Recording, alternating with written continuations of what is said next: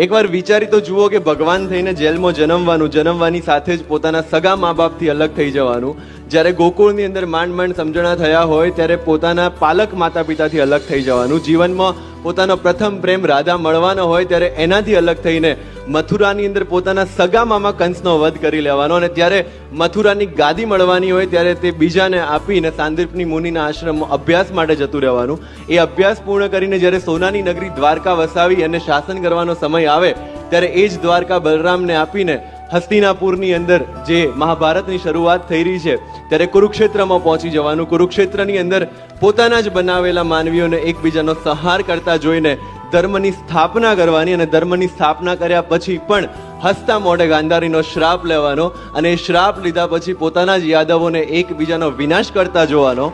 અને છેલ્લે પોતે ભગવાન હોવા છતાં પણ એક પારધીના તીરથી સામાન્ય માણસની જેમ મૃત્યુને પ્રાપ્ત કરવાનો, અને છતાં પણ આપણને જો કૃષ્ણ વિષાદ યોગ ના મળતો હોય તો જ એ જ સફળ છે પુરુષમાંથી પૂર્ણ પુરુષોત્તમ થવા.